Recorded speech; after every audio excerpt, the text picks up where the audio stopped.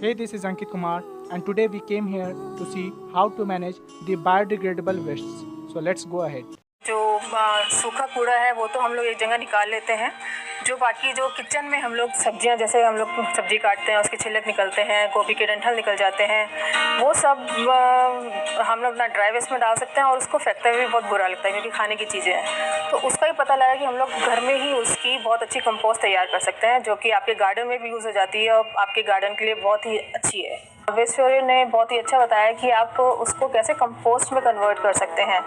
तो मैं ये लगभग मेरे को 5-6 महीने हो गए हैं करते हुए, जबकि अब मेरी पहली जो कंपोस्ट है वो तैयार भी हो चुकी है।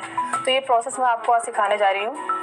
सबसे पहले मैंने ये 18 इंच का पॉट लिया है, ये मेरा मड पॉट है। इसको लिया, ये थोड़े से कार्डबोर्ड डाल दिए, थोड़े से ऊपर से ड्राई लीव्स डाल दिए। ये लगभग 2-3 इंच की आप इसके ऐसे लेयर बना देंगे। फिर ऊपर से थोड़ा सा कोकोपीट डाल देना है।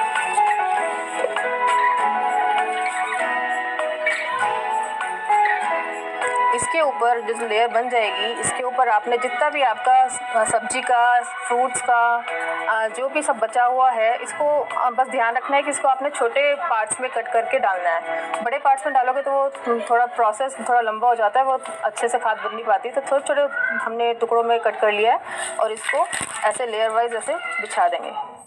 ये सारा डालने के बाद पिट की एक लेयर और इसके ऊपर डाल देनी है। ये एक दिन का आपका प्रोसेस हो गया।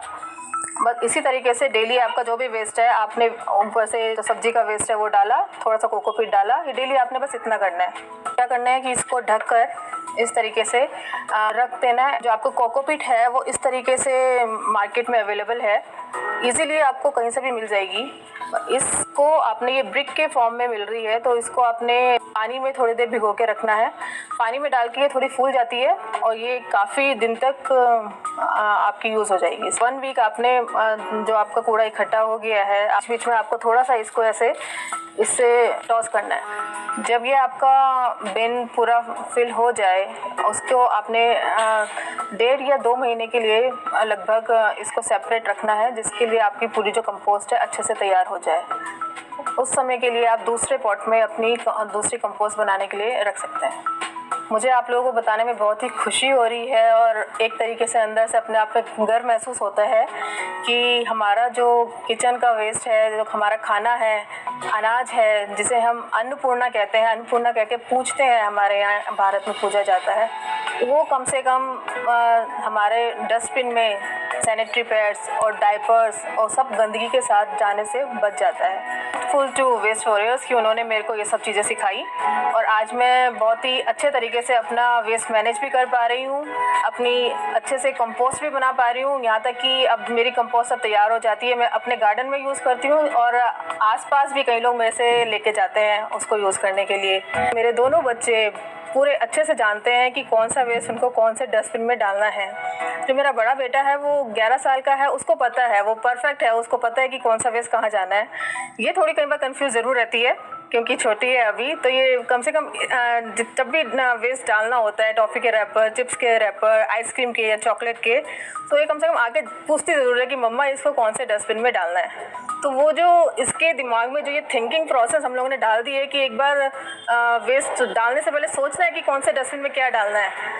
तो यही एक बहुत बड़ी बात है कि एक आप थिंकिंग प्रोसेस स्टार्ट हो गया है और जिससे कि आगे चल के ये 6 महीने या 1 साल में मुझे पता है कि ये परफेक्ट हो जाएगी। इसको भी पता लग जाएगा कहाँ पे वेस्ट मैनेज कैसे करना है और सेग्रीगेट कैसे करना है, तो ये भी बहुत अच्छे से कर पाएगी। थैंक यू वेस्टोरियस। Here we saw a woman named Pragati has played a great role in spreading awareness about the biodegradable waste management from her home only, and also give it as a reward to her children too. We must think about our upcoming future generations, that what we are going to give them as a reward, this dirty environment. We are making their life such that they can't even see a clear environment, which is their basic right. We must stop this so that our future generation should not have to pay cost for our bad deeds. It's our responsibility towards our nature and upcoming future generations too. So if you like this video, do like, share as well as subscribe, and never forget to press the bell icon so that every new videos will reach you at first.